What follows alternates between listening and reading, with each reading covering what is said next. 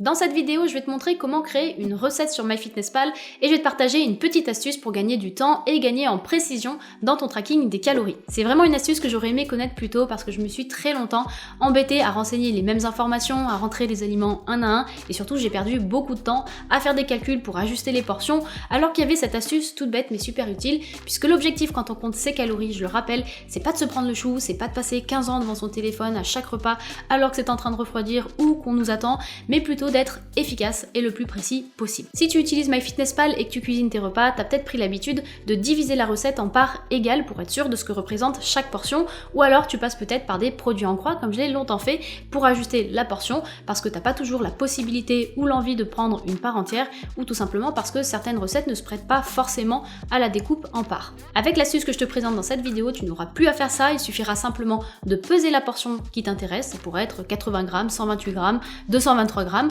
en tout cas tu ne seras pas obligé de t'en tenir à une portion bien définie puisque l'application se chargera de te donner exactement l'apport calorique qui correspondra à la portion que tu auras pesée. Ce que je te propose, c'est de rentrer dans le vif du sujet et de se retrouver sur l'application pour créer la recette et de présenter cette fameuse astuce. Alors, je sais que le design de l'application et la disposition des menus peuvent différer un petit peu qu'on soit sur Android ou sur iPhone.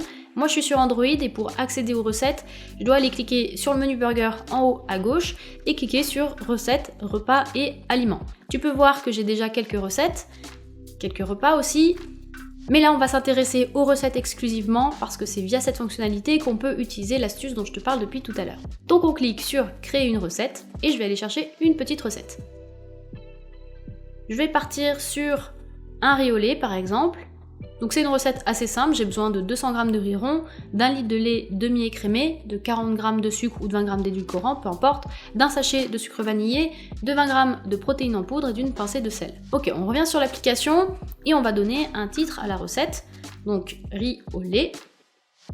Pour le moment, on indique une portion et on clique sur suivant.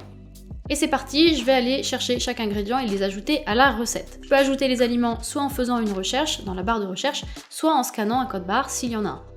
Donc on va commencer avec le riz rond. Moi j'utilise un riz rond à dessert en général. On essaye de choisir une entrée cohérente parce qu'il arrive qu'il y ait certaines erreurs sur MyFitnessPal. Donc celle-ci me semble pas mal. Et on a dit donc 200 g de riz. Ensuite, le lait demi-écrémé. On va le scanner, ce sera plus rapide. Et on va mettre 10 portions de 100 ml, donc 1 litre. Voilà, maintenant on va ajouter le sucrant, je vais partir sur un sucre blanc. Donc 40 g, ok. Ensuite, je vais rajouter de la whey, donc je vais mettre de la whey de Nutrimuscle, ça c'est une entrée que j'ai créée moi-même.